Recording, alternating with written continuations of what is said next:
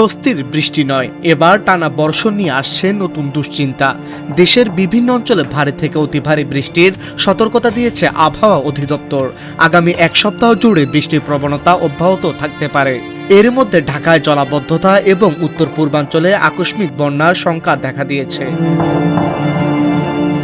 আবহাওয়া অধিদপ্তর জানিয়েছে, সক্রিয় মৌসুমী বায়ুর প্রভাবে রংপুর, রাজশাহী, ময়মনসিংহ, ঢাকা, খুলনা, বরিশাল ও সিলেট বিভাগের কোথাও কোথাও 24 ঘন্টায় 44 থেকে 88 মিলিমিটার পর্যন্ত ভারী, এমনকি 188 মিলিমিটার পর্যন্ত অতি ভারী বৃষ্টি হতে পারে।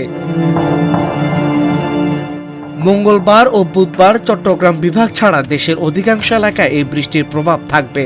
বুধবার থেকে দক্ষিণাঞ্চলে বৃষ্টির প্রবণতা আরও বাড়তে পারে। আবহাওয়াবিদদের মতে, উত্তর পশ্চিম বঙ্গোপসাগরে তৈরি হওয়া নতুন মেঘমালা এবং সক্রিয় মৌসুমী বায়ুই এই পরিস্থিতির মূল কারণ।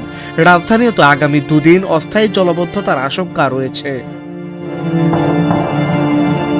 এদিকে ভারতের মেঘালয় ও আসামে ভারী বৃষ্টির কারণে শেরপুর, নেত্রকোনা, ময়মনসিংহ, সিলেট ও সুনামগঞ্জের নদী সংলগ্ন নিম্নাঞ্চলে স্বল্পমেয়াদী বন্যার ঝুঁকি তৈরি হয়েছে। ইতিমধ্যে সুরমা, কুশিয়ারা ও সোমেশ্বরী নদীর কয়েকটি পয়েন্টে পানি বিপদসীমা অতিক্রম করেছে। সুনামগঞ্জের বিভিন্ন এলাকা, নেত্রকোনার কলমাকান্দা ও দুর্গাপুর এবং শেরপুরের পাহাড়ি ঢল ও বৃষ্টির কারণে সড়ক, কৃষিজমি ও বসতবাড়ি ক্ষতিগ্রস্ত হয়েছে। তিস্তা নদীর পানিও দ্রুত বাড়ছে। পরিস্থিতি সামাল দিতে তিস্তা ব্যারাজের 44টি স্লুইস গেট খুলে রাখা হয়েছে। আবহাওয়া ও বন্যা পূর্বাভাস কেন্দ্র পরিস্থিতি নিবিড়ভাবে পর্যবেক্ষণ করছে।